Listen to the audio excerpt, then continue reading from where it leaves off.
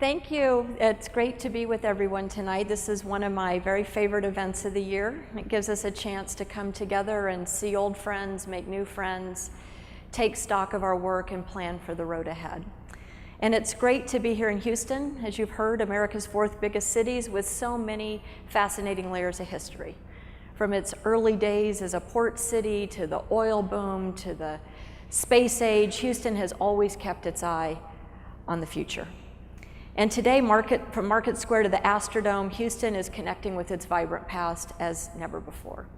And that's why we think there's no better place for us to convene as we embark on the next 50 years of preservation in our country. We began this conversation last year in Washington, D.C., and in talks and roundtables all over the country since then. And it will continue here this week. I hope you will take part in tomorrow's World Cafe on the future of preservation, and share your own thoughts and vision about how we can continue moving forward together. This is an especially important conversation to have right now. We've just come through an election year that has generated a lot of division in our country, and many Americans are feeling uncertain about what the future may bring. But our work continues, and in many ways, I think it's more important than it ever was before. As we continue to work at the federal level in Washington, so much of what we do also remains focused at the local and city level, working with and in communities. Saving the places that tell our collective story helps bring Americans together and strengthens our communities. As my own contribution to this discussion, I wrote a book this past year with Kevin Murphy, The Past and Future City. It lays out the case I believe we need to make going forward. In short, that preservation is important not just for all the ways it keeps the past alive, but it's also the gateway to tomorrow. Our work helps cities grapple with the problems of our present and lays the foundation for a stronger future. Taken to scale, it can create jobs, reinvigorate local economies, and help small businesses come to life. It can make neighborhoods healthier and more sustainable.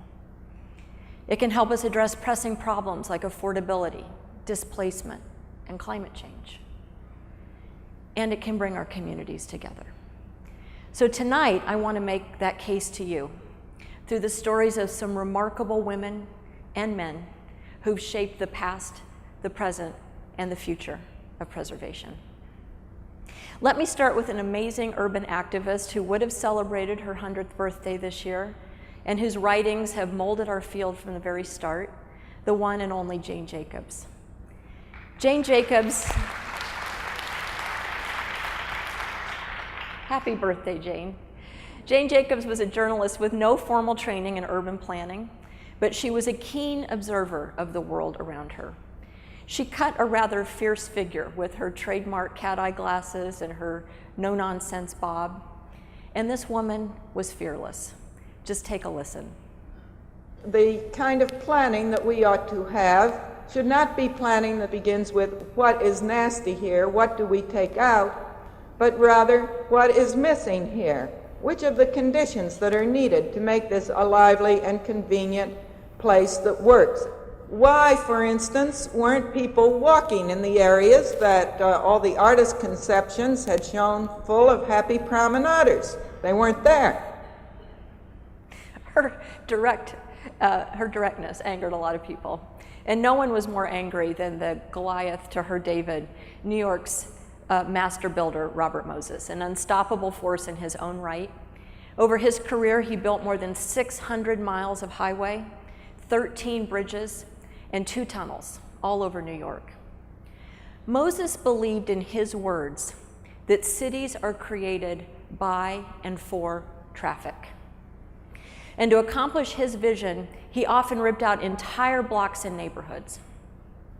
But Jacobs had a different vision, and she observed a different rhythm of the city, what she called the sidewalk ballet. She believed that cities are created by and for people. So when Moses tried to run a highway through Greenwich Village, where Jane Jacobs lived, she helped form and lead a coalition to stop him. And she later prevented Moses from tearing down her block and from running an expressway through lower Manhattan that would have destroyed much of Soho, Chinatown, and the Lower East Side. And I think at this point in the story, it's hard to believe it wasn't getting a little personal between the two of them. But Jacobs didn't win every battle. She was among those who tried and failed to save New York's historic Penn Station, which of course helped make the National Historic Preservation Act a reality. But she won more than she lost, and over the years, fighting against her nemesis, she helped articulate and then promote a vision that put front and center the many benefits that historic places bring to cities. In her most famous book, The Death and Life of Great American Cities, she argued that older buildings are a critical and necessary feature of thriving neighborhoods. She wrote, "Cities need old buildings so badly, it's probably impossible for vigorous streets and districts to grow without them. They provide character and help ensure mixed use. They offer space for entrepreneurs and local businesses, artists and innovators."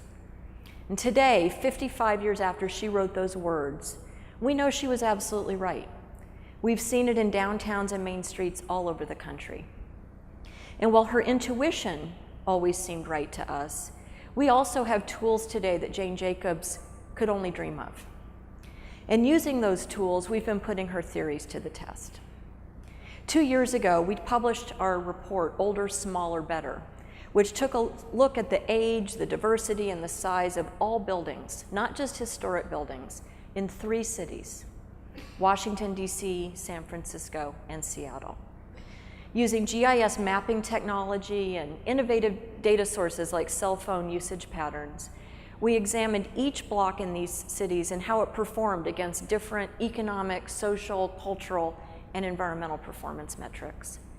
And what we found is exactly what Jane Jacobs predicted: that neighborhoods with a mix of older and newer buildings tend to have more small business jobs and more diversity in housing costs, meaning more opportunities for families of all incomes.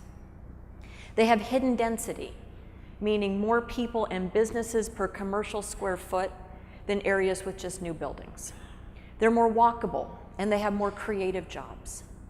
They have more new and women and minority-owned businesses.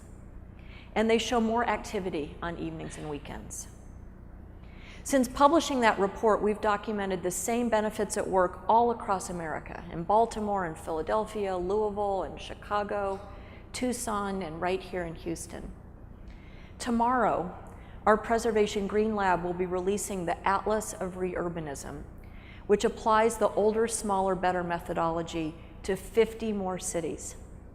And this atlas and our reurbanism work in general, we hope will help cities unleash the remarkable power of older buildings on behalf of their streets and neighborhoods. It's something that we're just tremendously excited about. So Jane Jacobs' arguments are no longer just theoretical. We now have hard data and case studies all over America that prove that preservation is the path to a richer urban future. One case that I know well is Denver, Colorado. When I was growing up in Loveland, which is 70 miles to the north, Denver was my first big city. And today, Denver is a national leader in almost every way that counts. Its population has been growing at double the national rate. Its unemployment rate hovers just around 3%. And thanks to its progressive infrastructure, Denver is continually named one of America's fittest cities. So how has Denver, Colorado become such an urban powerhouse? Well, one big reason is another fearless and visionary woman, Dana Crawford. Here she is. I don't know whether it's genetic or not, but I'm attracted to beautiful places. And a lot of times they happen to be places that have become ignored. When I go around the country on consulting jobs and I get to the towns, I always say, take me to your pigeons and your pensioners. And then I find the beautiful buildings. So around the same time that Jane Jacobs was going toe-to-toe with Robert Moses in New York, Crawford was giving Denver a head start on using preservation to remake cities for the better. She began her work in the Larimer Square neighborhood, which at the time was a pretty scary place.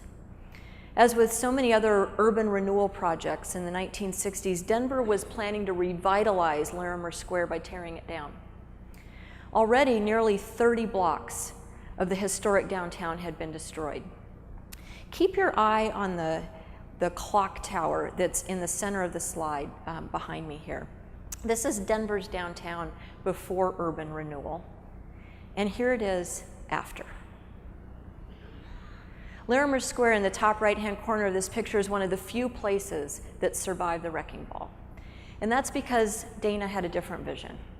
She believed that people would much rather live in a city that kept its historic character. So with her friends Well, I've and been neighbors, looking for quite some time since I had moved to Denver for an area.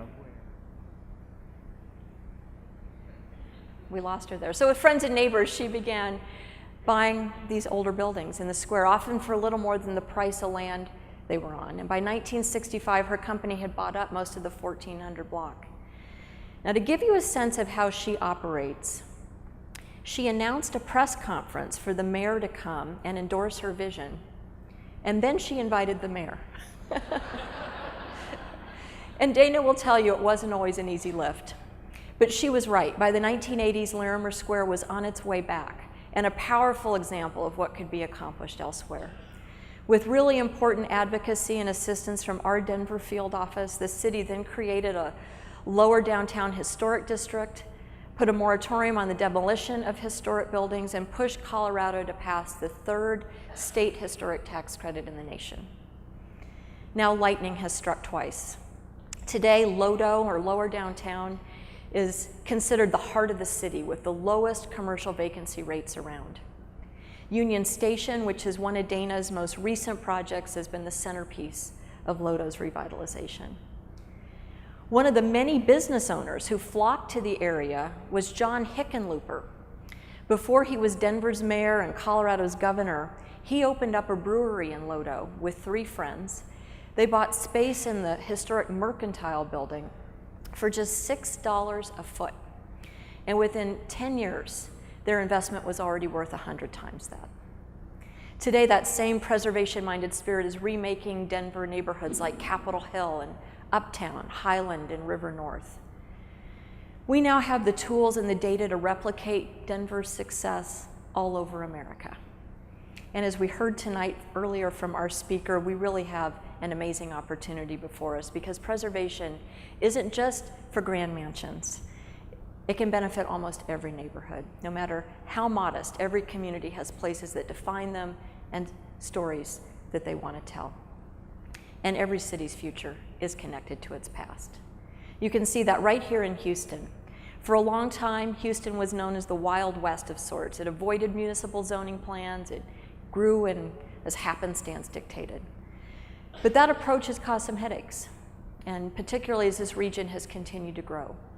The 9 counties that make up the greater Houston area have nearly doubled in population over the past 35 years. Last year, Houston gained 160,000 new residents. That's about 6% of the total growth in our country. Another 1.5 million people are expected in Harris County just over the next 2 decades. And all those people, of course, mean more traffic, more infrastructure needs, more environmental and sanitation concerns. So to grapple with these issues and many others, Houston's leadership has embraced preservation's remarkable potential to remake our neighborhoods. And much of that is due to the wisdom of another remarkable woman, Anise Parker, who helped give historic preservation a much stronger footing in the Bayou City. It used to be that while Houston had historic districts, none of the buildings in them were actually protected. It only meant that 90 days had to pass before they could be torn down. But Anise, who lives in a historic home in the old 6th Ward, believed that more could be done to make preservation work for the city of Houston. So as a city council member, she fought to strengthen protections in the 6th Ward, and as mayor, she did the same for the rest of the city. Here she is in her own words. In the midst of a recession, we had a lower jobless rate than any other region in America. In fact, we have recovered the jobs that were lost since 2008. We're the fastest job creating city in America. We continue to grow. We have the best quality of life. Frankly, we're the best place in America to live, to work, to raise a family. And we're going to remain that way. We are a well-run city. As a result of her work and that of talented colleagues like Minette Basil, we're proud to call a new advisor of the National Trust, the properties and city landmarks in Houston's 22 diverse historic districts are now truly protected. Last September, just before Anise left office, the City Council adopted Plan Houston, which is a comprehensive vision for the city's future that incorporated historic preservation as a key tool. And her successor, Mayor Turner, has continued with moving that vision forward. As a result, Houston is poised for even greater success, because right now, the largest and most diverse generation in American history, as we saw so vividly illustrated before, is leading the drive back to cities. And one of the main reasons they're coming back is because of our historic buildings. As one young engineer in Baltimore said, people want a lot more authenticity in what they wear, in what they eat, in where they live. Or in the words of Houston's Ann Olson, who's president of the local Bayou Buffalo Partnership, young millennials don't come to cities for jobs anymore. They come for quality of life. And I believe that's the quality of life that older places can help provide. And it's not just about young new arrivals. Preservation's also helping to rejuvenate existing urban communities as well, providing affordable housing, fighting displacement, and bringing people together. You can see that in the inspiring work of Rick Lowe, who you'll hear from at our Preservation Livability Trust Live tomorrow. Working with other local artists and members of the community, he formed Project Row Houses to renovate and transform 22 shotgun houses in Houston's 3rd Ward so that they could better meet the needs of that neighborhood. Rick has since brought the same model, fusing historic preservation, art, community service, and revitalization to North Dallas, to Watts, to New Orleans after Katrina.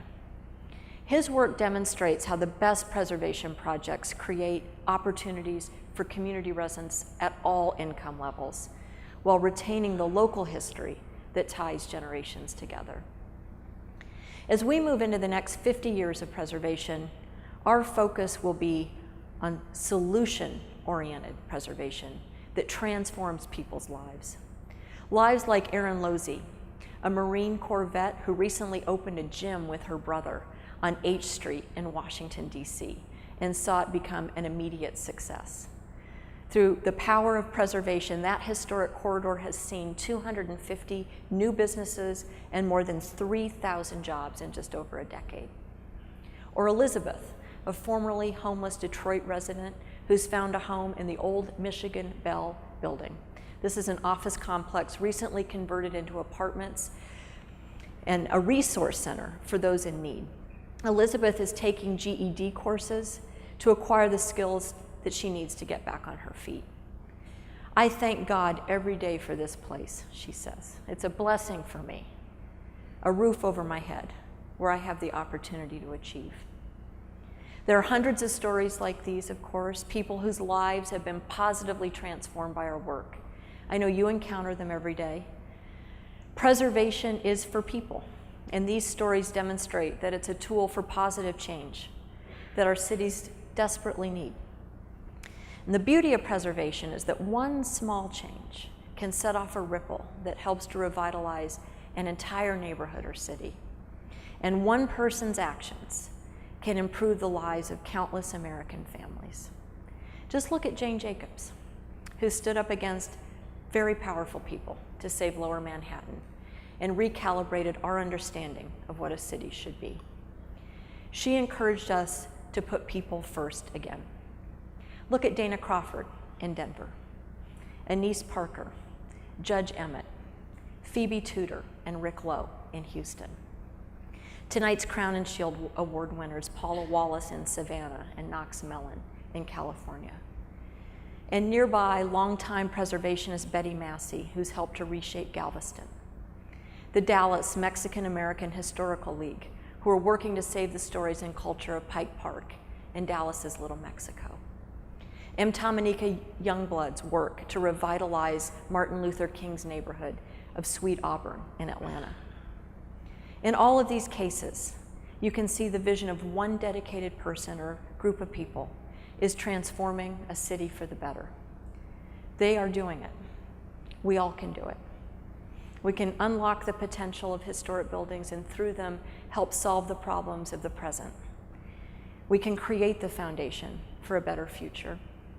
We can transform people's lives and enrich our cities as never before. We can truly make a difference. Thank you all for being here tonight.